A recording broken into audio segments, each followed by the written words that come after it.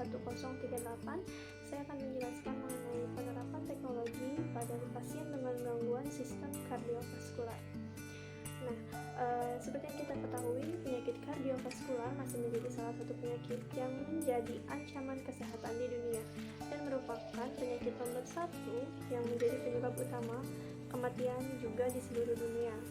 Nah, data Organisasi Kesehatan Dunia atau WHO menyebutkan lebih dari 17 juta orang dunia meninggal akibat penyakit jantung dan pembuluh darah.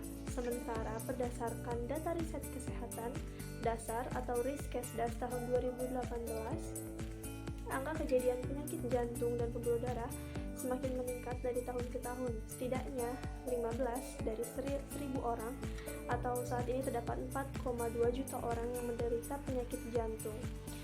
Institute for Health Metrics and Evaluation atau IHME melaporkan bahwa 14,4% sebab kematian di Indonesia adalah penyakit jantung koroner.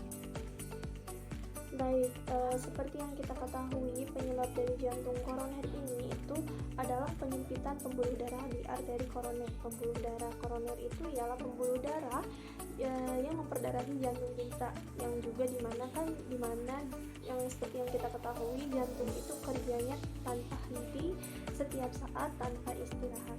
Nah, penyempitan yang terjadi pada pembuluh darah koroner ini biasa disebut dengan aterosklerosis. Ini tuh terjadi karena adanya penimbunan lemak yang berlebih sehingga terjadi penyempitan di arteri koroner. Penimbunan dan penyempitan tersebut biasanya memerlukan jangka waktu yang panjang dan juga lama, bisa sampai 6 tahun hingga terjadinya penyempitan tersebut. Nah, penyebabnya ini tuh bermacam-macam, bisa dipicu oleh banyak faktor, yaitu bisa dari kebiasaan merokok ataupun penyakit seperti diabetes, kolesterol, dan juga obesitas, di mana penyakit-penyakit tersebut menyebabkan gangguan pada endotel, di mana endotel ini tuh berfungsi sebagai pelicin agar pembuluh darah koroner ini tidak ada penyumbatan. Oleh karena itu, seiringnya berkembangnya zaman, ditemukanlah teknologi-teknologi untuk mengatasi masalah-masalah tersebut. Untuk beberapa kasus terkait jantung koroner ini banyak sekali dan 22%-nya terjadi pada rentang usia 15 sampai 35 tahun. Nah, untuk itu ada teknologi yang dapat membantu untuk proses penyembuhan pada gangguan kardiovaskular khususnya di jantung koroner ini, yaitu teknologi angioplasti. Nah, teknologi angioplasti ini tuh pertama ditemukan oleh pakar jantung dari Swiss bernama Andreas Bremzig. Nah, penyempitan pada arteri tadi bisa dilebarkan oleh benda yang namanya balon kateter. Tapi ternyata setelah dilakukan percobaan ke beberapa pasien, terjadi diseksi pada endotelnya yang mengakibatkan terjadinya gumpalan darah. Selain itu, terdapat juga rangsangan seperti recoil. Jadi, ketika pembuluh darah itu sudah dilebarkan oleh balon yang tadi, kemudian kembali menguncup, yang akhirnya mengakibatkan pasien mengalami nyeri kembali. Nah, setelah itu lalu lahirlah sebuah gagasan yang bernama stent jantung. Nah, stent jantung ini berupa seperti jala-jala atau gorong-gorong yang terbuat dari metal. Ternyata stent jantung ini mampu dan berfungsi baik untuk mengatasi diseksi dan juga recoil tadi. Juga si balonnya itu mampu menahan balonnya agar tidak pecah gitu. Namun ternyata jika penyempitannya itu terjadi secara bertahun-tahun dan sudah sangat lama sekali terjadi, maka timbunan tersebut tadi akan sangat keras. Nah, si stent yang tadi itu tidak mampu untuk menahan peragangan yang terjadi di pembuluh darah. Untuk mengatasi itu semua, maka timbullah lagi sebuah teknologi yang bernama rotablator.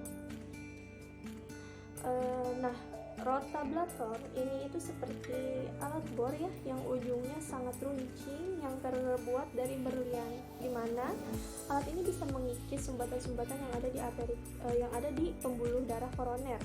Karena sumbatan ini terjadi begitu lama dan menahun, maka sumbatannya akan terasa seperti tulang, dan alat ini mampu mengikis sumbatan yang ada di dalam pembuluh koroner ini. tapi tentunya dengan dibantu obat-obatan yang modern saat ini. Untuk dapat mengatasi sumbatan yang begitu keras tadi tersebut, maka pengerjaannya akan lebih efektif jika dibantu dengan obat-obatan modern tadi. Nah, lalu ada pertanyaan, kemana perginya sumbatan-sumbatan tersebut oleh alat rotablator tadi? Nah, rotablator ini tuh didesain sebagian mata depannya terbuat dari berlian yang dibuat sangat kecil sekali, sehingga serpihan-serpihan yang berhasil dikikis oleh alat ini tuh juga kecil-kecil juga, bahkan lebih kecil dari sel darah. Jadi sama dengan darah, dia akan bersirkulasi ke pembuluh darah mikro, lalu ke arteri, vena, dan sampai ditangkap di dalam hati, juga ditangkap oleh makrofag. Nantinya akan dianggap seperti benda asing dan juga akhirnya dimakan oleh makrofag tersebut. Nah, selagi ini asamnya tidak terlalu besar ya, maka ini tidak akan berbahaya dan tidak akan berpengaruh banyak terhadap tubuh kita. Namun sebenarnya juga terdapat beberapa resiko yang diakibatkan oleh teknologi ini, misalnya seperti penyumbatan tadi, karena setiap pembuluh darah manusia itu kan berbeda-beda dan kualitas dari sirkulasi pembuluh darah pun berbeda. Jika terjadinya berlebih, mungkin penyumbatan tadi bisa terjadi, tetapi di beberapa kasus tersebut sangat jarang ditemui dan memang sangat kecil resikonya. Mungkin sekian yang dapat saya sampaikan, kurang lebihnya mohon maaf. Semoga bisa bermanfaat umumnya untuk para pendengar dan khususnya untuk saya sendiri.